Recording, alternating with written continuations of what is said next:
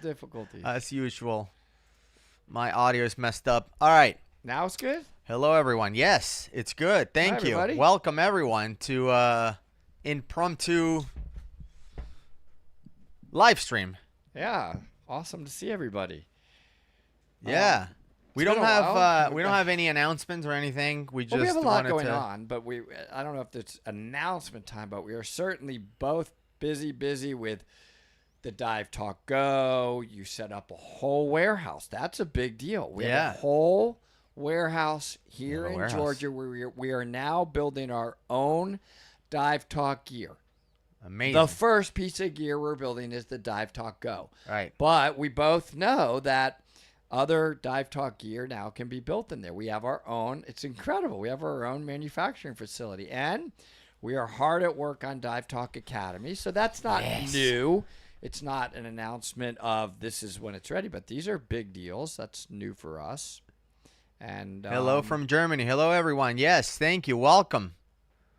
Welcome to, some people said it's their first live. Oh, cool. First live joining us. Yeah, hello from the UAE. Nice.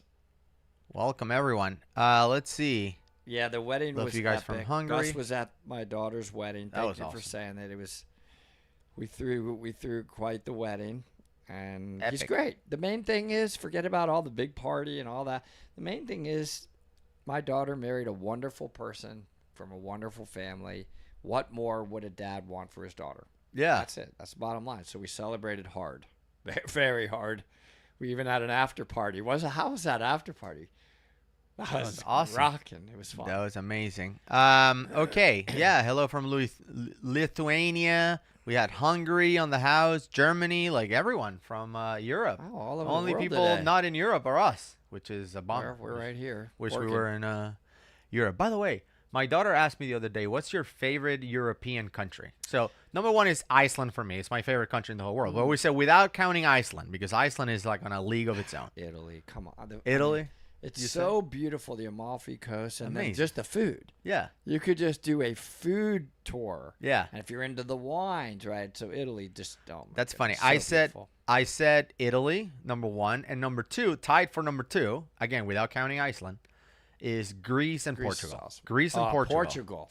No, Portugal was great. My wife said Spain. I'm Spain loved. Why do you have so bad taste? But anyway, she picked Spain number one. Spain's I wonder. amazing. I love Spain. Yeah, Turkey's great. Let's see. What else do we have? Any I questions? could let my mustache grow, but when I dive, it's a total disaster. I can't seal it. So I just cut it really, like there, because I can't seal it. I haven't dived in Greece, but Greece is epic.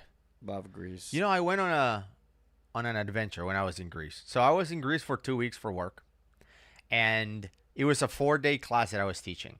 So it wasn't a scuba class. It was a computer class. But anyway, so I was there and I taught from Monday to Thursday. And then the next Monday was off. Kind of like next Monday here in the U.S. is Labor Day. So in Greece, it was off. So the next week I was teaching from Tuesday to Friday. So I'm like, dude, I'm out from like Thursday afternoon till Tuesday. Like I got to do something. So I hop on a flight. I'm like, let me see if I can fly. I flew to an island called Corfu. And then I took a ferry. I took a ferry from Corfu. I was the only guy who spoke only English there. Took a ferry to this place called what is it? Paxos or something like that. Paxos, I think it was the island. And there was like 5 people and 10 cats in Paxos and me. And so I rented a car, and it was like a guy from his house. He wasn't like a enterprise rental car. It was like some dude you can rent his own personal car. Yeah. And I just drove around the island. It was great. Yeah, it was awesome. No airport, like cruise ships don't stop there, and it was a beautiful place, Paxos. Nice. Yeah, it was awesome. I love those adventures. When I'm by myself, I'm like, let me just go somewhere. What's the worst that can happen? I should get a lumberjack beard. Well, it would be a gray one. Or is this blonde, and I'm just dyeing it? Yeah. How long from when you record a video to when you publish it on YouTube? It depends. Sometimes it's months. Sometimes we'll have videos that we'll record a couple months before. Sometimes it's days. We rarely record a video that we recorded and posted the next day or something like that. We've done that in the past, but I would say, I don't know, we've posted hundreds of videos. Maybe we've done that twice. I don't know, something like that. But it's typically at least a couple weeks. I like this question, and it's from Hakbum, I guess. Any times you have called a dive or have a dive called, what was the reason? Yeah. I would say it's happened for me more than one time. Yeah.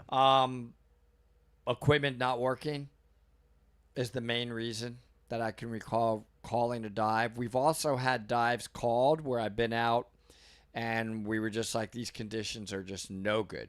Yeah. Like we're just scrapping the dive. We're already out there on the boat. Too choppy, too rough, bad weather, that kind of thing. What was the last? Do you remember the last time that dive was called out for you, where you were the body and your body did thumbs up, I'm out, let's get out of here? Do you remember? I don't remember. I don't remember the last one. I mean, it's happened. Yeah. Just, The last one for me was in February. I was doing the cenotes in Mexico, and I was with a body. I won't say who it was.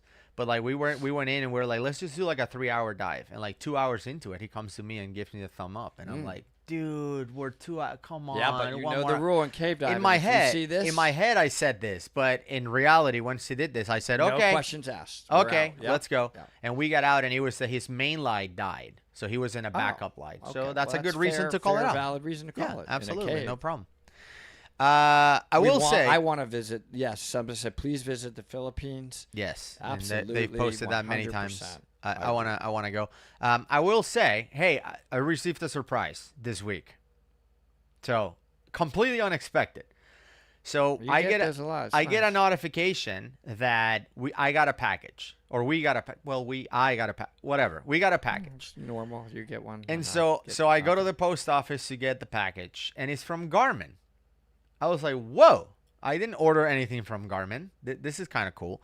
And then I open it up and, dude, they sent a brand new Descent Mark III. I'm happy for you. Amazing. 43 millimeters. I'm wearing it right now. So I'm going to be trying it from Garmin. Wow. But they were like, it's really weird because Dive Talks. 43 millimeter Garmin Descent Mark III, pretty cool. But then they were like, okay, but just in case. Congratulations. I mean, I'm just very in case, happy for you. You want a bigger one, we're going to send. They also send me a 51. I have it right here. Look, it's two computers. Isn't that awesome? Thank you, Garmin, by the way. Oh, and they said because it's air integrated, they also send me a transmitter. So they're like, you should try it all. So I'm really excited. Like the package said, dear Gus. Look at that. And hold on, dear Gus. And it didn't say dear Gus, but I'm pretty sure they understand that when it comes to tech, I really feel good right now. When it comes to tech, they knew what's up, and they hooked me up. So thank you, Garmin, so much. Oh, thank you, Garmin. Thank you for taking care of. They also send you. They also send you one of each. So there you go. So you got. No way. You got. Oh my! I this feel is so Woody's. bad right now. Garmin, never mind. Don't watch what I just said. No way. Thank you. So Garmin, they sent us. They sent us 4 computers and a. Here. No, this is sick. What? That's yours. First of all, I didn't. So, you know that I didn't even know about anything about this computer. Yes. So Woody. Wait, which one are you wearing? So I'm wearing the 43. It seems to me I like the 43 better. It's like a better size for like an everyday thing, in my opinion. And I've only done one dive with it at the aquarium. I wore it, and it's great. How was it? It's great. Easy to love it. Are these at the capability of CCR tech, Shearwater level? Full on blown level everything. Yes. Really? They're flagship computers. And they have something that is really cool about these. They are, first of all, they're touchscreen, so you can scroll up and down, as you can see. That's cool, like an Apple Watch. Okay, it's touchscreen. But you can also communicate. with him, which I hope you never know. You never learn how to do it. You can text message me like, hey, slow down, hurry up. I'll probably use hurry up a lot. But anyway, there's text messaging with each other. That's underwater, which I thought it was cool. Which one's which? Let me see. This one is. You will say 43 or 51. MK3i. I'm looking at the box. I'm just. No, it's like right here next to the. 43. 43. Okay, it's the one I'm wearing. The other one. That's just size, right? Yeah. And then the other one says 51.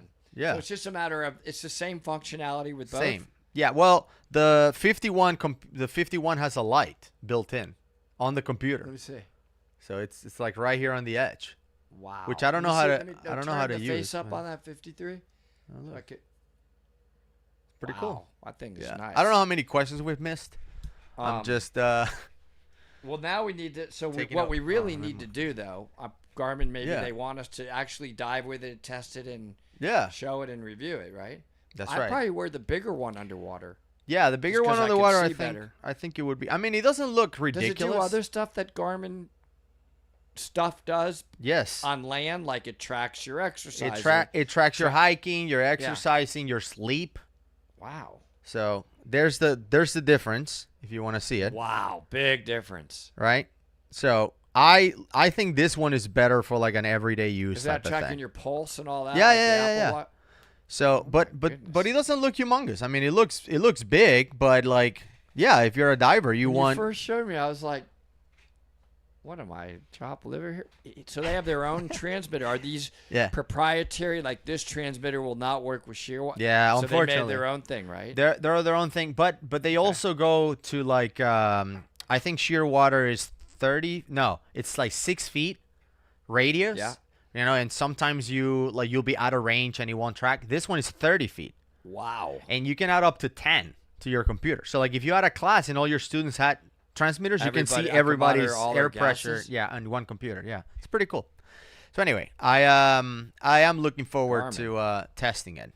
I am definitely going to wear it, definitely test it, and unannounced Garmin, so they didn't even say like, hey, you guys need to review it. They literally just put them in a box, sent it to us so we can check them out. So we will check them out. Badass looking. They're awesome. I mean, that thing looks super hold it up one more time. I mean, it's just good looking. Wow, that thing is nice. Nice. Anyway, okay. So all that jealousy that I was expressing at the beginning. It is not the new Phenix 8. They're all Descend Mark 3s. Descend MK3i. Yeah, Mark 3. Descent. Descent. Beauties. Let's see. I'm gonna be wearing this thing. Yeah, so we gotta check them out. Wow. Cool. Well, 400 chats went by as we were sitting here gawking over our computers. Exactly. Let's see. Apple. I'm gonna have to. Somebody says, do you guys recommend open circuit technical diving before getting into CCR, or should I just go straight to CCR? I don't think it's necessary. Honest, I believe you should go just into CCR, because otherwise you're just going to be doing it all over again. I don't think it's necessary. I know there's different opinions there. I would go straight to CCR with your technical diving. Are we in the same room? Yeah.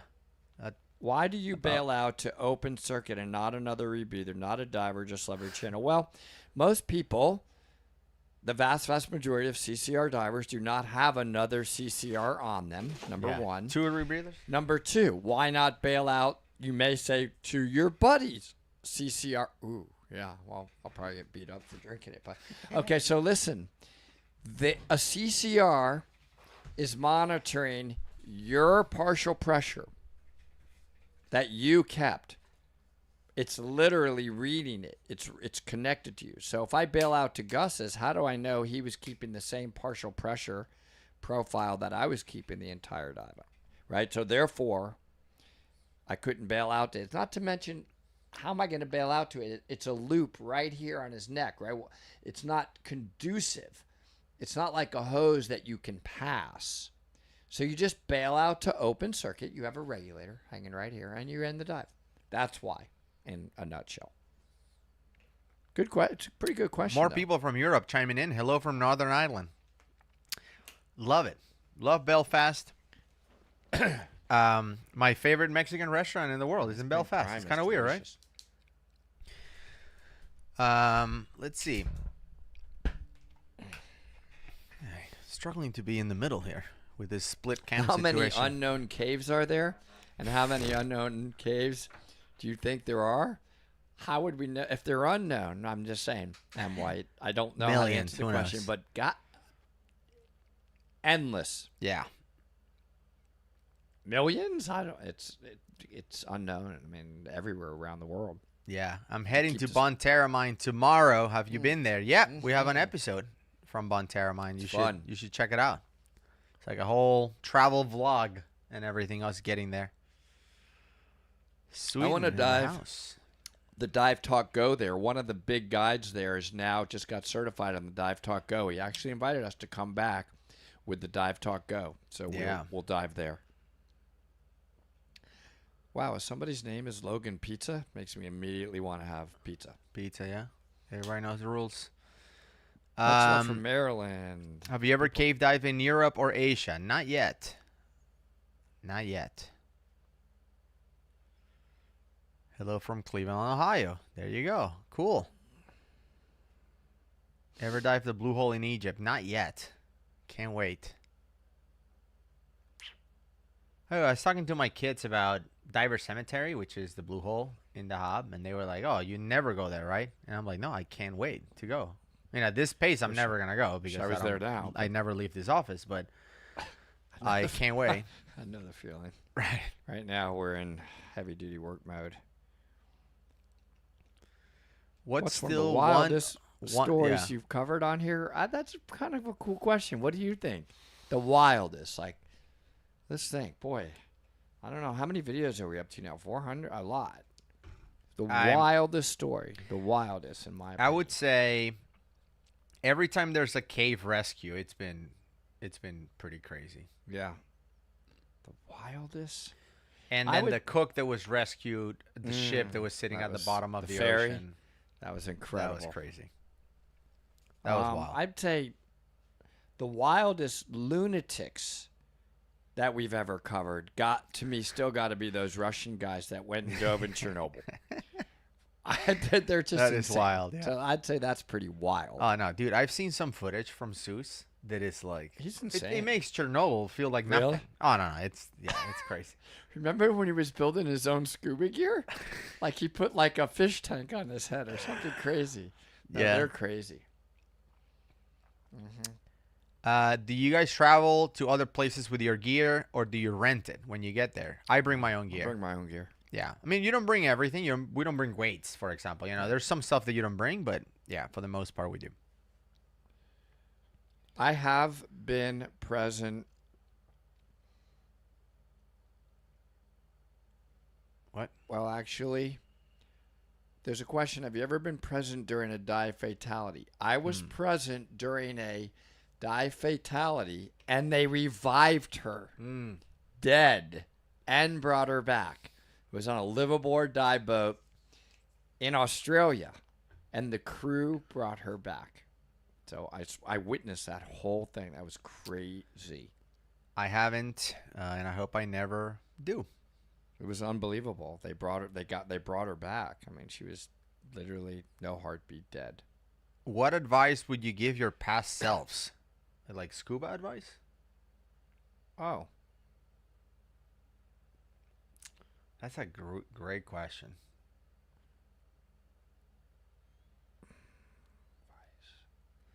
Okay, so I'm gonna say something that is what do you call it? Not shocking, but like it's open for debate. It's not normal. I think if I went back to give myself advice, and this is just applicable to me giving myself advice, would be don't be an instructor. Because I feel like I wasted a lot of time on pursuing becoming an instructor, whereas I should have spent more time doing tech diving, doing rebreathers, cave diving, because I love teaching. I love teaching people how to dive. I love it. You know, if my wife, my kids, whatever, tomorrow said I want to become a diver, I would be the first one buying them, like, let's go. I love it. but I love cave diving and being a tech diver way more. And if you look at my bio on the website, which is a great bio, I still you think spent a it's lot of time up there on in the top 10 bios. Really, it says what I care about the most when it comes to diving. So all that time and effort and money I spent on becoming an open water instructor was kind of like, yeah, I love it, but man, I should have just dived more, technical dive. So that would be one advice I give myself. And I've taught other people, by the way. People are like, hey, I'm thinking about going the professional route, but man, there's something about those rebreathers that I can do either one or the other. I'm like, well, what do you want to do? Do you envision your weekends teaching people how to clear their mask and recover regulators? Or do you envision it DPVing on a rebreather around the Oriskany? Like, what sounds better? That's Right? easy. So people are like, okay, I God. guess I'll buy a rebreather tomorrow. All right, let's see. So, do you have any advice to your past self? I really like my journey on diving. I mean, it's been part of my life for so long. I would say I can't think of anything. I mean, what would I change to have ended up where I'm at now and the privilege of having dive talk and being able to talk about diving or maybe influence diving worldwide? I don't know how. I don't know what else I would do. I guess maybe I would wish I could have done better in a few classes first time around. Okay, but that's not really. That's Yeah. okay. That's not like if I could snap my fingers, I would have been better in a few things. I don't know. Get more teeth when we went teeth hunting? Yeah, I mean, instead Grab of just more. picking up rocks, it would have been nice to identify the difference between a Grab more rock. teeth. Look, I got this one. They're like, yep, that's another It's a rock. whalebone. And Mike comes job. up with 98 perfect Yeah. teeth, and I got. And he was 2 feet from you. Like, how do you... I mean, I'm What in the just same happened? hole when I've got rocks. I'm in the I same don't know. hole. I don't know. I got. Where is it?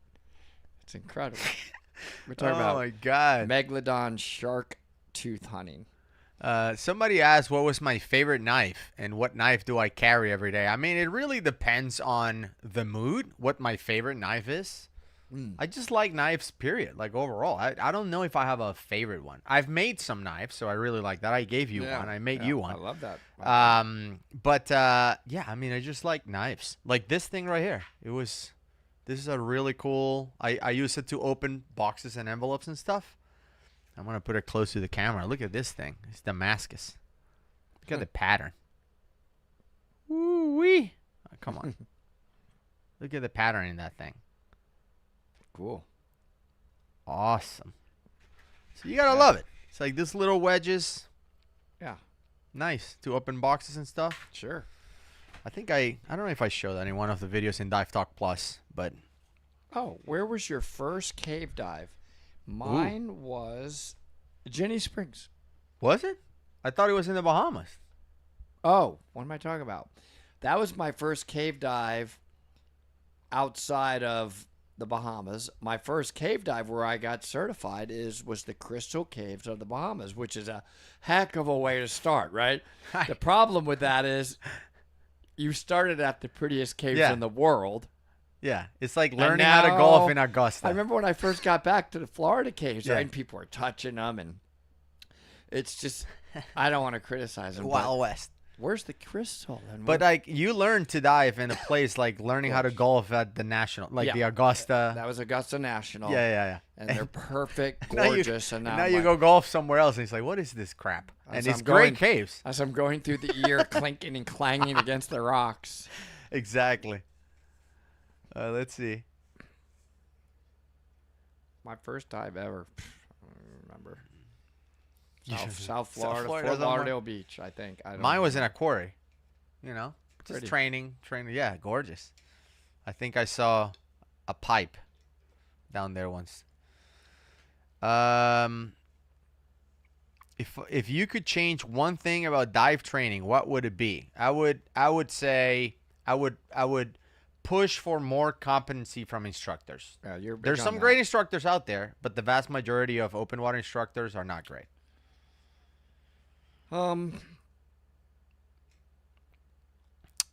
Love to see Woody and Gus bring We Mr. want- Balling on we a dive. wanna- Would we love to wanna too.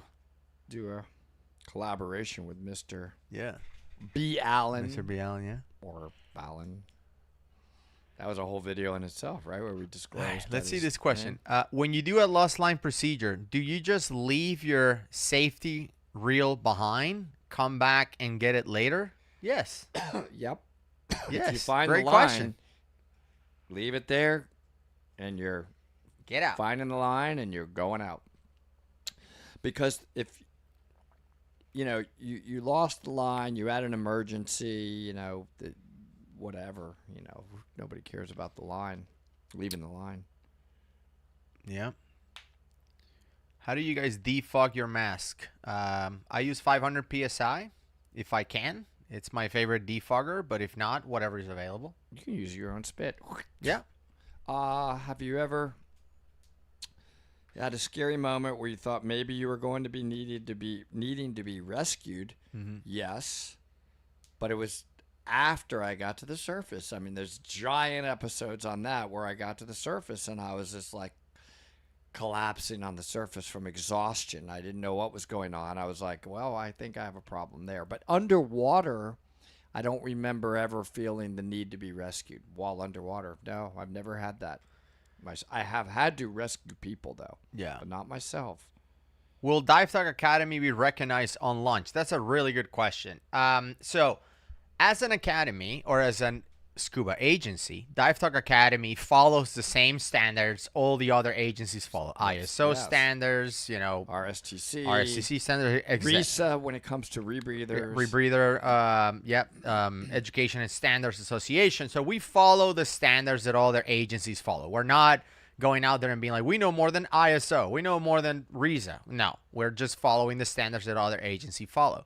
And eventually we will be applying to become members of RSTC, or the Recreational Scuba Training Council, which is what Patty's a member of. SSI, TDI, SDI, all these agencies, RAID, etc., are members of RSTC. I believe we have to have instructors in 20 states in order to qualify. Is it number of states or number of instructors? I think it's 20 states. We have to have instructors in 20 states. I thought it was number of instructors. I didn't realize it's number of states. Yeah, I think it's Okay. I think it's both. I mean, in order to have instructor in 20 states, you have to have 20 instructors at least, right? I didn't realize there was a state requirement. Yeah, I think it's a state requirement. I don't remember exactly. But anyway, eventually we will join that, and we will be, we'll have reciprocity with other agencies just like they do with each other. We have divers who are certified on the go, and they're diving all over the world. Although recently, I will say that somebody reached out to me. They tried to go diving with the go in Turkey, and they had a problem. Like the dive operator was like, "Oh, the Dive Talk agency is not in our list of agencies." They had like a piece of paper in the shop with all the names of agencies, and our name wasn't there. We're a new agency, so that's gonna happen, I think. But eventually, it will be fine. So yes, you will be recognized. Where Woody tries to not talk much. This guy's like, started watching your videos this month, and I've thoroughly entertained. Thanks for the great content. The videos where Woody tries not to talk much are the best. That's tough. We've recorded some recently where there's a lot of talking. Oh, yeah. Dive talk. Talk is the second word of our title. Let's see. Imagine being a diver and being able to say, you were trained by Woody and Gus. I think there's probably far better people that you could say. Here's a that good you were question trained from by. Felipe Ortega. He's asking, can I buy a Dive Talk Go from Chile? Yes. The Dive Talk Go is global. You can buy it in most countries. Like, there's some countries we can ship to because they're harbor terrorists or whatever. Yeah. There's reasons. Well, to most countries we can ship. The challenge is not whether you can buy it. You can buy it today. The challenge is, can you get trained and certified in Chile? As of now, we don't have an instructor in Chile, unfortunately. I hope we do. But you can come here, and where can you buy it? DiveTalkGo.com. That's it. You can configure it there, buy it there, and then you just got to come get your training here in the U.S. Yeah. Will you ever go in French caves? Oh, somebody Can't did wait. right. It's 20 instructors in 20 states each. Okay, thank you, Mark Taylor, for 400 clarifying that. instructors? No. No, 20 instructors that are spread out among Okay. 20 states. You don't have to All have right. 20 instructors in each state. No. If we had 20 instructors and each one happened to be in a different state, I think we would be covered. And we're getting there. We actually are getting there. What is the most dangerous part of learning to dive that you will go bankrupt because you can't stop? That is the most dangerous part. You're going to love it. Which is great. If you have other vices like gambling and drugs and stuff, you won't have money for those things. You will just dive, which is it's a good thing. What's a decent age to start learning to dive as far as younger kids go? Like, would you say like 10 years old would be a good age to start? They 12? have like those SEAL teams where they can get confined water training at like 8. And then by 10, most agencies say a 10-year-old can get what's called a junior open water certification. Yeah. Most of them do a depth limit until they're 12. I think they will be certified to 40 feet. And I think once you're 12, it automatically, maybe 12 or 14. I don't remember the standards. They're different for different agencies. You automatically convert that. You don't have to take another course to a full open water certification, which is to 60 feet. That's the general out there under RSTC. Oh, man, this is impossible to answer. How much do you estimate you have spent on scuba? Who knows? I don't know. Now, with everything, Who knows? we'd probably own Impossible. Apple. A lot of money. It's not miles per gallon. It's miles per gallon, right? Who cares? It's been a blast. Yep. Gus seems like you would have very little patience, No. but be knowledgeable. I don't think that's true. But maybe that's what I seem, and No, there's he's nothing I not. can do. He's a very good instructor and very patient. And you'd be surprised. What's the craziest wildlife you've seen while diving? I mean, I saw a manatee once. That's the pretty craziest animal I've seen, cool. Yeah.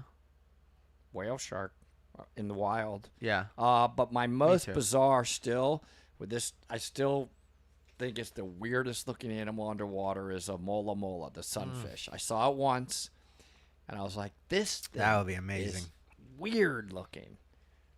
Moola Moola. Look at Yeah. those things underwater. They're Amazing. Do you want to dive in Turkey? Sure. Somebody asked earlier, is there any place where you wouldn't go diving? I don't think so. Chernobyl, maybe. Yeah, is it cold in the studio? Some No, people it's may not. be It's asking. 71 I'm degrees. Literally shivering right now. 71 degrees, bro. Yeah, I know. It's freezing. I'm wondering if I should. I'm put on some of overdressed. my stuff. Somebody asked if I'm gonna bring back the hats. Yeah, or I'm gonna get a new round though. A new round. Why? Well, I have some different designs in mind that are more oriented towards alien type stuff. Where do you send the Dive Talk Go for yearly maintenance and service? There you go. I love one, but what is it? I'm in Northwest Georgia. Well, our warehouse is in Perfect. Georgia. Kind of northwest Georgia because it's in Kennesaw. But that's where you send it for service. So our Dive Talk Gear headquarters, it's in Kennesaw, Georgia, and that's where we assemble and maintain all Dive Talk Goes. And we have 40 of them ready to ship out. If you want to put your order in, divetalkgo.com. Absolutely. There's no waiting list now. We've built some inventory up. Yeah.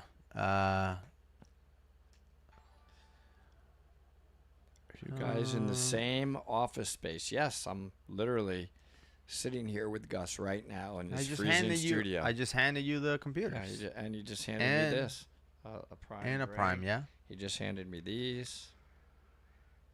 Gotta drink it because the guy's getting sued every day. So who This knows? guy? Yeah. What is he getting sued over, by the way? I don't know, What for is that everything. controversy? We get ripped apart when we For drink everything. them. Why do I you know. love them so much? Because I like the taste. Tastes good. Yeah. Is that? I mean, I don't know. I'm not like. It's not better than Gatorade. I don't care. This pink tastes Tastes good, good. but Yeah. Have you ever been lost in a cave, even momentarily? No, I wouldn't say so. But I've been in a place where I was in zero vis, like that, because I was behind Medi and the propeller from his DPV hit the mud and just covered me in mud, and the lights went out immediately. And then I'm like, okay, well the line is around okay. And I lost the line. The line wasn't there where I thought it was. Nerve-wracking. Yeah. So I thought about it for a second, and I'm like, well, this zero vis is not going to be here forever. Line's going a straight line, so I'm just going to keep going in a straight line. And like a few seconds later or whatever, visibility improved, and I can see the line, and I was behind Mehdi again. That was it. I don't even think I mentioned it to him after the dive. Like, that's how none of an issue that was. Like, okay, I'm in zero vis. Let me find it, and here we go. We're just cave diving. I think we've been in caves, or at least I have been cave diving, where we're like, where is this jump? That's true. Yeah. It's supposed to be around here somewhere, but I don't see it. That happens. Yeah, let's see. This is a Cave Adventure shirt. One that Ed Sorensen gave me. Have you ever been ice diving? Yes. In fact, I did it with Doug Ebersol, and we got certified. And I will tell you that it was a one and done activity for Woody. I was exhausted. And it was at altitude, 9,000 feet. We were in a blizzard, schlepping all that gear out on a frozen lake. Then I had to cut the triangle, cut the ice open. When I look at those people, like, they can't wait to do it every week in Wisconsin, I'm like, I'm going to South Florida. And the water's chilly there today. In the winter, it did drop down to 78. Like, cutting the ice. Cutting the ice. Were you not thinking, like, why am I doing this? Like, that, no, because I feel like I would be like, why am I doing this? In the moment I was, but that one thing, what is it called? A auger? Yeah. Right, I've never used one in my life, right? You have to cut a hole, whatever. Yes. And as it broke through the ice, I almost dropped their entire instrument and thing. Oh my sunk goodness. down to the bottom of the lake. But it was torturous. Yeah, exactly. But I did it. I got certified. All right, let's get one more question. It's not going to be a super long one today because I got to edit some videos late in the afternoon. today. Let's see. No, I wasn't in the Himalayas. I was in Utah. It was high. And somebody said you should have been tethered to the line because when I lost this my was line. on the surf. No. When I lost my line, the story. Remember so that? You should have been Remember tethered. we did a video. That was funny. That's a funny one. Disaster when you're tethered to it. Yeah. Would you When go you were ice diving diving with the same approach as cave diving? Yeah, the only difference is you actually float a rope on the surface when you're ice diving because you're taught to reach and get to that surface where the rope is. Now there's ice above the rope, but once you refine that rope is then your guide out to the exit. And we also keep the rope on us between the two buddies when you're ice diving, and the tender. You always have a tender when you're ice diving, somebody up on the surface. There are signals with the rope. Like if I pull the rope rapidly a bunch of times, that tender knows, oh shit, there's a problem, and all Call that this kind of guy, stuff. Bring him back. That is one where we're tethered together. Like I would have the rope on and Gus would have the rope on, and we're a buddy team. But you always could ride that rope back to the surface. What's up, Yukon Sean? All right, last question. Have you ever found a treasure diving? I've never found anything super valuable, but we did find some stuff that we weren't allowed to film. That ancient pottery, Indian. Oh boy. I'm just saying, we saw it, we found it, pottery down there in certain places, because the reason they didn't want us to touch it or bring it up or whatever is then the state could government take over that whole site. Okay. They could literally shut down the whole site. That's right. So we did find that. Cat's out of the bag. But yeah, you'll never see that footage ever. No, that would be bad. And in that terrible disappointment, we didn't touch the pottery. Let's end this live stream. Thank you everyone for joining us. It was a quick one today. I mainly wanted to surprise Woody with his new computers. Yeah, I was so that's cool. There for a second, but these are awesome looking. Wow. What time is it? Somebody says you found gold. We never found any gold, so no. I don't know what you're talking about. I have my gold that I know. No. Well, it's gold looking, and I found it in a river, so it was I don't know what else it could be. Piece of a beer bottle. Those guys. But anyway, we'll see you all on the next one. And I hope you're enjoying today's video. Everybody saying good things about it, watching it. Crazy story. If you haven't watched it, go check it out.